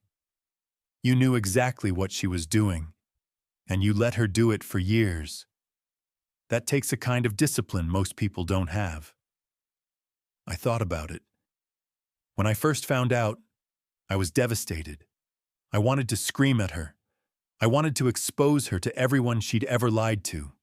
I wanted revenge. What stopped you? I realized that revenge without proof is just drama, and drama fades. What I wanted was something permanent, something that couldn't be explained away or minimized or twisted into a different story. Evidence. Exactly. I wanted so much evidence that there would be no room for interpretation. No he said, she said. No ambiguity. Just facts. David nodded. That's why you won. I didn't win. I just stopped losing. He raised his glass. To not losing. I raised my water. To not losing. The Hartwell Foundation gave away its 200th scholarship last spring. Grace came with me to the ceremony. We sat in the back of an auditorium at a community college in East Los Angeles, watching teenagers accept awards that would change their lives. One of them, a girl named Maria, gave a speech. I never thought I'd be able to go to college, she said, her voice shaking with emotion. My parents work 2 jobs each just to keep us in our apartment. We don't have money for books, let alone tuition. When I got this scholarship, I cried for an hour, because for the first time, I could see a future. She looked out at the audience. I don't know who established this foundation. I don't know why they chose to help people like me.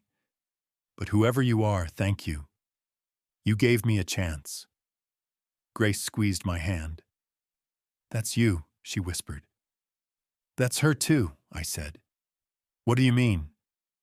Vanessa, none of this would exist without her. Grace looked at me. You're giving her credit? Not credit, acknowledgement. She created the Hartwell name. She invented the legacy. I just made it real. That's generous. Maybe. Or maybe it's just accurate. Maria finished her speech. The audience applauded. Her parents, sitting in the front row, were crying. I thought about what Maria had said. I could see a future. For 7 years, I couldn't see my own future. I was trapped in a marriage built on lies, pretending to be something I wasn't, letting someone else define who I was. Now I could see everything. The business I'd built, the woman I loved, the students whose lives would change because I'd taken money that was stolen from me and turned it into opportunity. That was the real victory.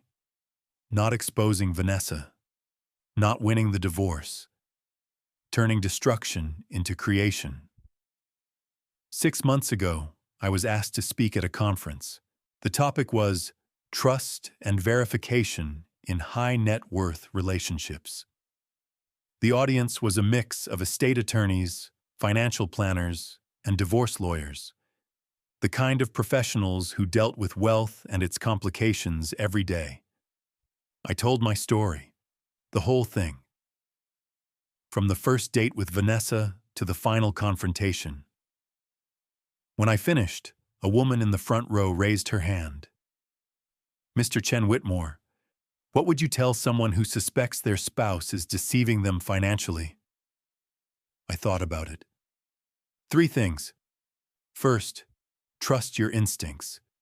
If something feels wrong, it probably is. Our gut knows things before our brain admits them. Second, document everything. Emails, receipts, statements, conversations. Not because you're planning to use it, but because you might need to. Evidence is the difference between suspicion and proof. And third, get help. Attorneys, accountants, Investigators? People who've seen this before and know how to navigate it? Don't try to handle it alone. Deception is a team sport. Defense should be too. The woman nodded. One more question. Do you regret staying as long as you did? 7 years is a long time to maintain a fiction. I considered my answer carefully. I regret not trusting myself earlier. I regret letting someone else's narrative become more important than my own experience. I regret believing that patience would eventually be rewarded with honesty. But I don't regret the outcome. If I'd left earlier, I might have walked away with suspicions but no proof.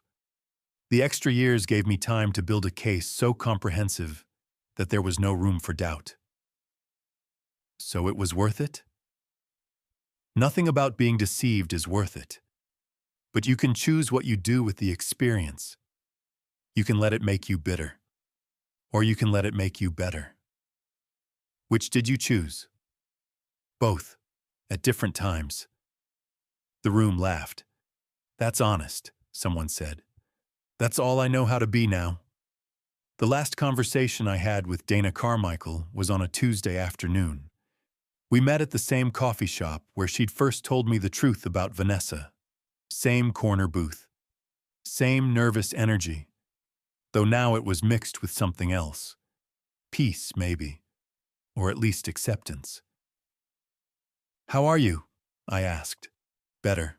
My daughter's doing well. I got a new job. Assistant to a financial planner, actually. I figure I should learn how money actually works. She smiled. I even started dating again. Good.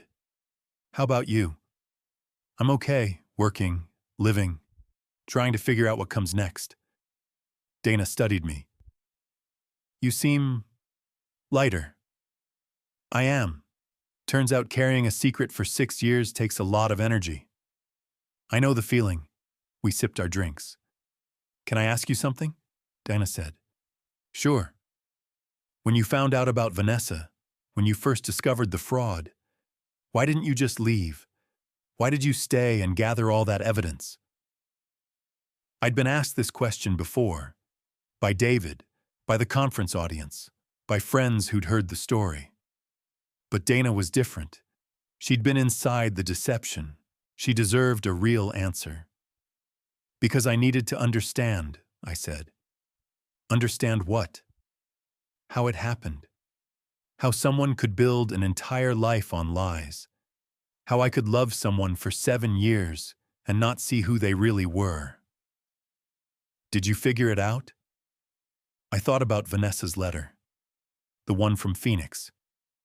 I set out to survive. I think some people learn early that the world is dangerous and resources are scarce.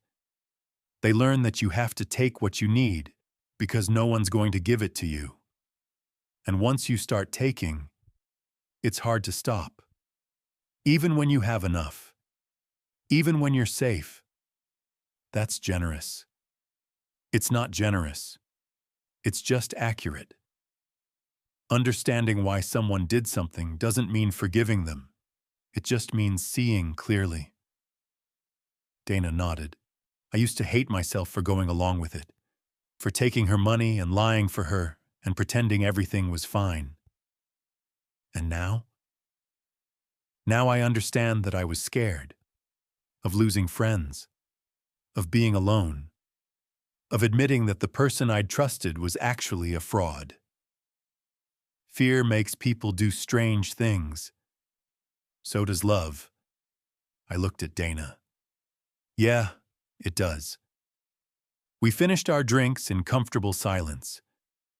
The final piece of evidence arrived 18 months after the divorce. It came from a bank in Switzerland. Apparently, Vanessa had maintained an account there, one she'd never disclosed during the divorce proceedings. The bank had discovered irregularities during a routine audit and contacted my attorneys. The account contained $487,000, money she'd hidden before the settlement, money that, technically, belonged to me. David called me with the news. We can pursue this. file a motion to reopen the settlement, possibly refer it for criminal prosecution. I thought about it. For a long moment, I imagined going back to court, presenting new evidence, watching Vanessa face consequences for yet another deception. Then I thought about Maria, the scholarship student, the girl who could finally see a future. "Wire the money to the foundation," I said. "What?" "All of it. The full $487,000. Add it to the scholarship fund. Marcus, this is money she stole from you. Again. I know what it is." "Then why?" "Because I'm done. I'm done fighting her. I'm done thinking about her.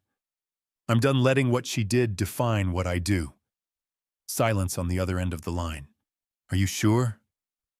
"I've never been more sure of anything." "Okay, I'll process the transfer. Thank you, David." "For what?" "For everything. The investigation, the mediation, all of it. You did most of the work." "Maybe, but I couldn't have done it alone. That's what teams are for." I smiled. "Yeah, it is. Grace and I got married last spring. Small ceremony, 20 guests, a beach in Baja California, near where she studies whales, no elaborate planning, no catering coordination, no imported anything. Just two people who decided to spend their lives together. My vows were simple. I spent years being invisible, years letting someone else tell my story, years believing that the best way to love someone was to make myself smaller. I don't believe that anymore. With you, I want to be fully present, fully seen, fully honest about who I am and what I bring. Not because I need you to be impressed, but because you deserve to know who you're marrying." Grace smiled. "I know exactly who I'm marrying." "Good." We kissed. The Pacific crashed against the shore. Somewhere out in the water, whales were migrating, and for the first time in as long as I could remember, I felt completely at peace. Final reflection. This story doesn't have a moral, it has a choice. The choice between being visible and being safe, between speaking truth and keeping peace, between taking up space and making yourself small. I chose wrong for 7 years. I thought being quiet was the same as being kind. I thought being patient was the same as being strong. I thought being invisible was the price of being loved. It wasn't. It was just the price of being used. The moment I decided to be seen, really seen, with all my complexity and contradictions and carefully hidden accomplishments, everything changed. Not because the truth was comfortable, but because it was mine. So here's my final question. What truth are you hiding? What part of yourself have you made small so someone else could feel big? What would happen if you decided, today, to take up all the space you deserve? I can't answer those questions for you, but I can tell you this. The truth doesn't destroy relationships. It reveals them. It shows you who's really there, who can handle the real you, and who was only ever in love with the smaller version they'd created. That revelation is painful, but it's also the beginning of something real, something that's yours, something that can't be forged or fabricated or taken away. I stayed calm. I gathered evidence. I waited for the right moment. And when it came, I told the truth. That's the whole story. Everything else is just details. Thanks for staying until the end. If this resonated with you, share it with someone who needs to hear it. Leave a comment, subscribe, and remember, you're not useless. You never were. You were just waiting for the right moment to prove it. Postscript. 3 years later, I got a call last week. It was from Patricia, my forensic accountant.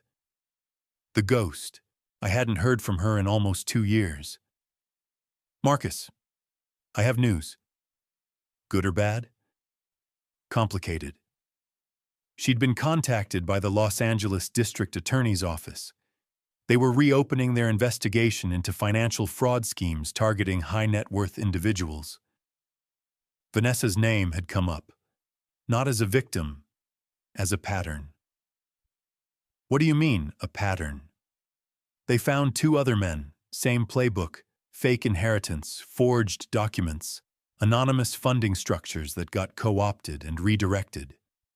You're telling me she did this before? Before you, and after. The guy after you was a tech entrepreneur in San Jose. She married him in 2024. The divorce was finalized 3 months ago. I sat down. She did it again. She did it again. Same scheme, same tactics, same results, until he started asking questions and she cut her losses. How much did she get from him? About 800,000. Less than you, but still significant. I thought about the letter from Phoenix, the apology, the remorse. I'm trying to build something real for the first time in my life. She'd been lying even then, even when she was apologizing for lying. What do they want from me? Your testimony, your evidence, your documentation. They're building a case for serial fraud. Multiple victims, pattern of behavior. It would significantly increase the potential charges. I thought about it. For 7 years, I'd stayed quiet. For 2 years after the divorce, I'd moved on. Did I want to go back? Did I want to spend months in depositions and courtrooms, reliving everything I'd worked so hard to leave behind? Marcus, Patricia said, you still there? I'm here. What do you want to do? I looked out the window at the boats in the marina. Grace was due home in an hour. We were supposed to go out for dinner, a new place in Santa Monica she'd been wanting to try. The life I had now was good, real, built on truth instead of lies. But somewhere out there were other people who'd been deceived, other people who'd been made small, other people who'd trusted someone who was only ever using them. And I had the evidence that could stop it from happening again. Set up the meeting, I said. You're sure? Some stories need to be told more than once. The case went to trial 8 months later. I testified for 3 days. The prosecutor walked me through every piece of evidence, the forged documents, the hidden accounts, the conspiracy with Jonathan Keating, the payments to friends, the systematic erasure of my contributions to our life. Vanessa's defense attorney tried to paint me as vindictive, a scorned husband who'd manufactured evidence to punish his ex-wife. I stayed calm. I had proof. On the 3rd day, the prosecutor asked me one final question. Mr. Chen Whitmore, why are you here? You've already won your divorce. You've moved on with your life. Why spend months reliving this experience? I looked at the jury. Because I was lucky. I had resources. I had experts. I had the ability to uncover what was happening and document it before it was too late.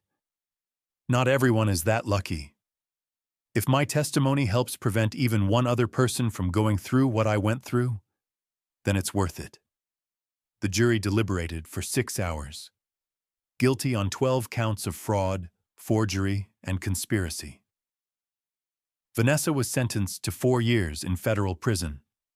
Jonathan Keating, who'd been named as a co-conspirator, pleaded guilty to lesser charges and received 2 years probation.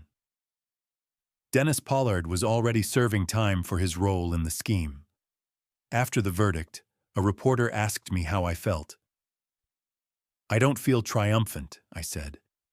I feel sad, for everyone involved, for the years that were lost, for the trust that was broken.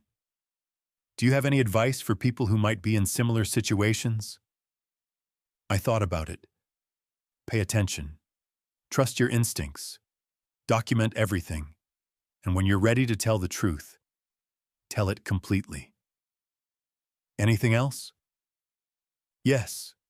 Don't let anyone make you invisible. You're worth more than that. Grace picked me up from the courthouse. We drove home in silence. When we got to the marina, she took my hand. Are you okay? I don't know. I will be. Do you regret testifying? I thought about Maria, now in her junior year at UCLA. I thought about the 200 other scholarship recipients whose lives had changed because of what Vanessa started, and I finished. I thought about the 2 other men who'd been defrauded, who now had justice because I'd been willing to tell my story again. No, I don't regret it. Good. She squeezed my hand. Let's go home. The end. Marcus Chen Whitmore continues to live in Marina del Rey with his wife Grace.